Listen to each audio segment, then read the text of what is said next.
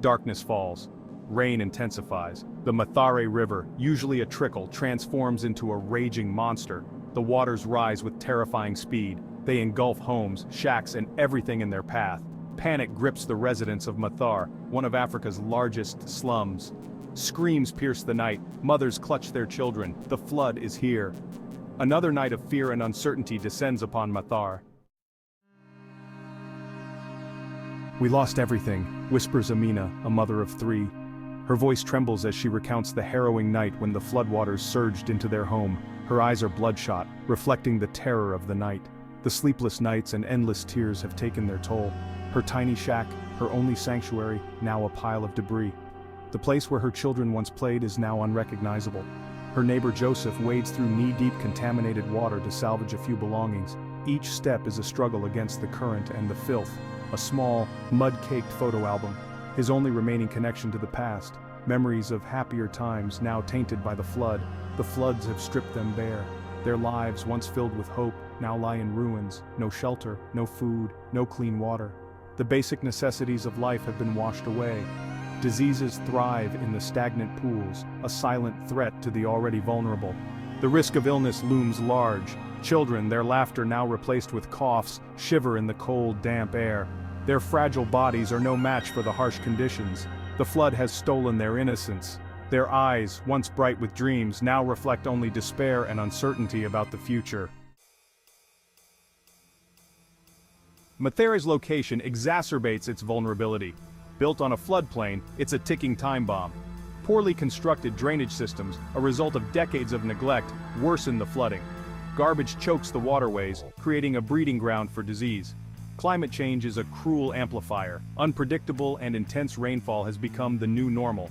For Mathare, this means more frequent and devastating floods. "We are trapped," laments David, a community leader. "Trapped by poverty and forgotten by those in power."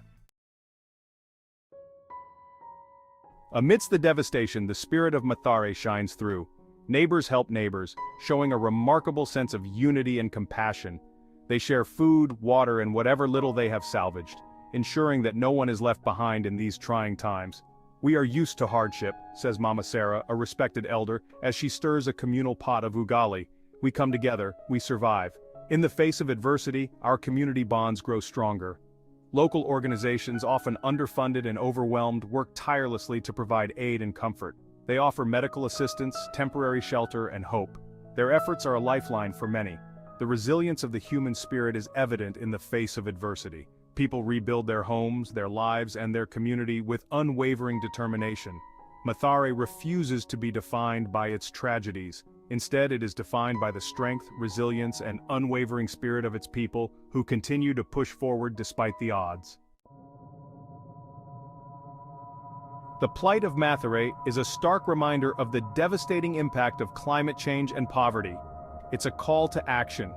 We need investment in sustainable infrastructure, proper drainage systems, garbage disposal, and flood defenses. We need to empower communities with the tools to adapt and build resilience. "We need more than just handouts," urges David, the community leader. "We need long-term solutions. We need a chance at a better future. We cannot ignore the cries of Mathare. We must act, and we must act now." The world watches as Mathare rebuilds once again, after yet another devastating flood. The resilience of this community is tested time and time again. Will this be the turning point?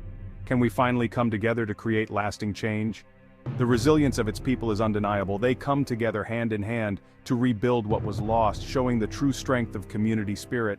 But it's time for the global community to share the burden, to stand in solidarity with Mathare. We must recognize that this is not just a local issue, but a global one. We need to invest in a future free from the fear of floods. This means building robust infrastructure, creating effective flood defenses, and ensuring sustainable development.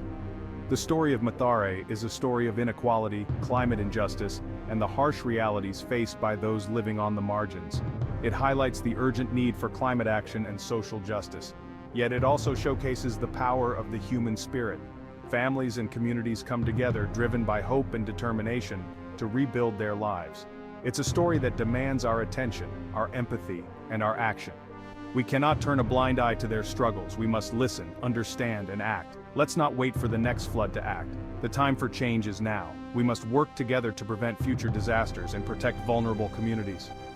Let's build a future where communities like Mathare can not only survive, but thrive. A future where they can live without fear, and where their dreams can become a reality.